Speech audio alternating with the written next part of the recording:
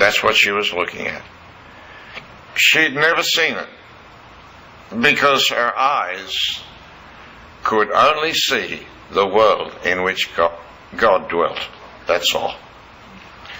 So, she eats the fruit of the tree. Now she takes it to Adam. Says, Adam, I have eaten the fruit of this tree. And I want to tell you, my eyes have been opened, and I want you to share it with me. Now, I want you to know that Adam has a choice. Eve did not have a choice.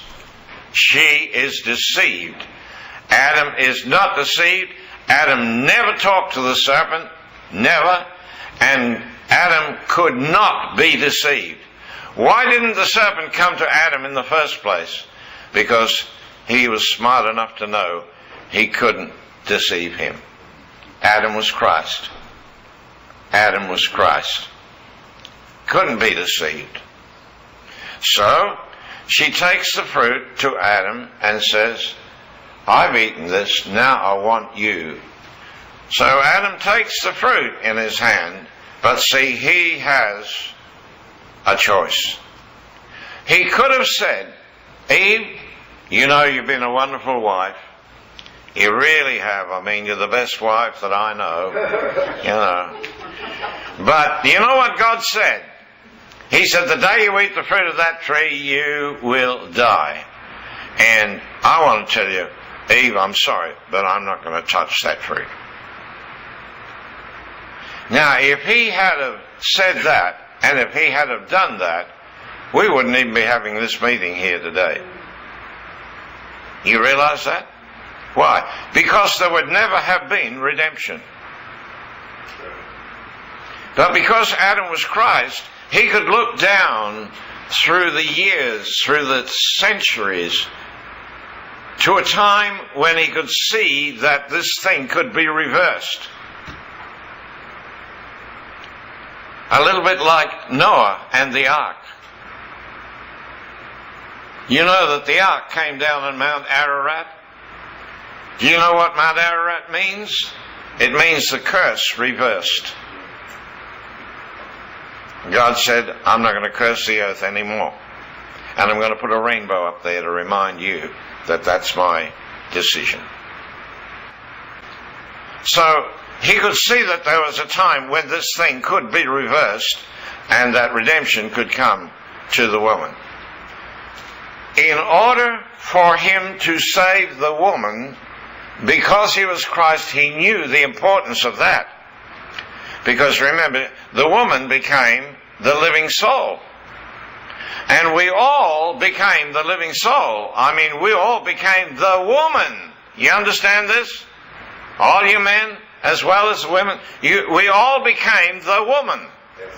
Because that's what the living soul is. It's a woman, which God never created. That's the living soul. Now, of course, we understand also that it's not the spirit that can sin. The spirit cannot sin. So if Christ is your identity, that's what God sees you as. Well, tell me, has Christ ever sinned?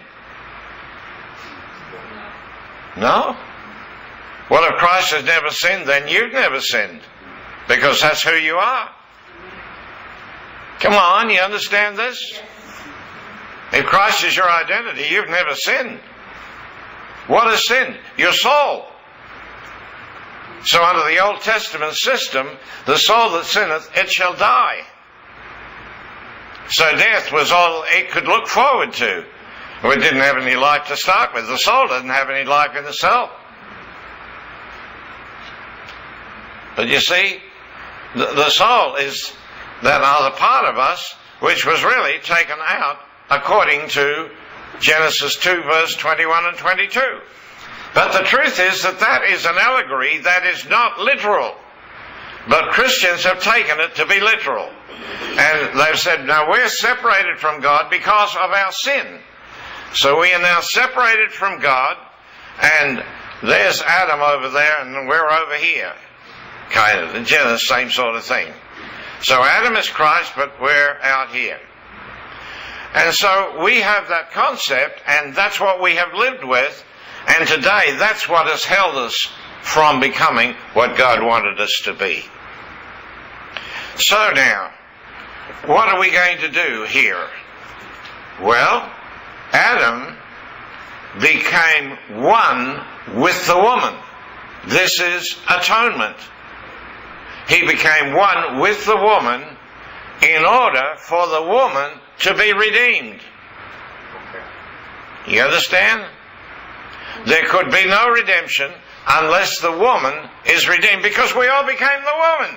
That means we're all cancelled out. Every one of us. We're finished. We are the living soul. There's no salvation unless there is an atonement. Leviticus chapter 17.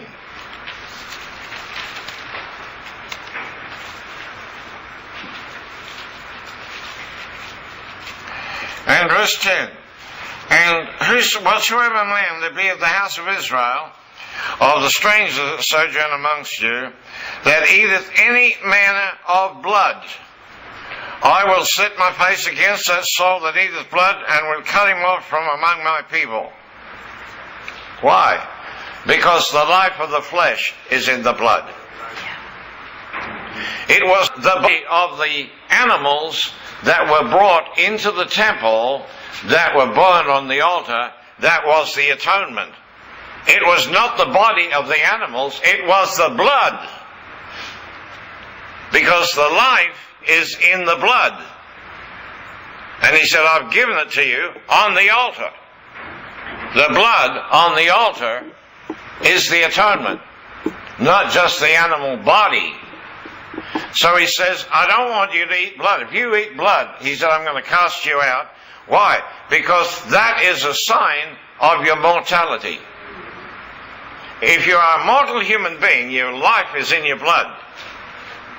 So it means that you could have a very healthy body, a very strong body, but if you happen to cut an artery, you can be dead in 2 minutes. Because you see, it's your blood. I mean, it's your life that's in your blood. So going back to Genesis 2 verse 7, it says, and the Lord God brought the dust together and formed the body. The body was complete. A head, a body, 2 arms, 2 legs, 2 ears, and a nose, a mouth, and everything else, 2 eyes. And there it is lying there, but it's got no life in it. And so now the Lord God is wanting to put life in this body. What does it do? Does it give this body a blood transfusion? No, sir. He breathed into the nostrils of that man the breath of life. Or lives, if you like, because that's really, it was in the plural. He breathed into the nostrils of that man the breath of life. That was the breath of God. Amen. This is the breath covenant that God made with man. Because man is the only creature that God ever breathed life into. God never breathed life into an animal or a bird or a fish or anything else. Only the man did God breathe life into. So the Lord God breathed life into the man, which was the breath of God. When the disciples, before he went away, he called them all together. And what did he do? He breathed on them. He breathed on them. Why?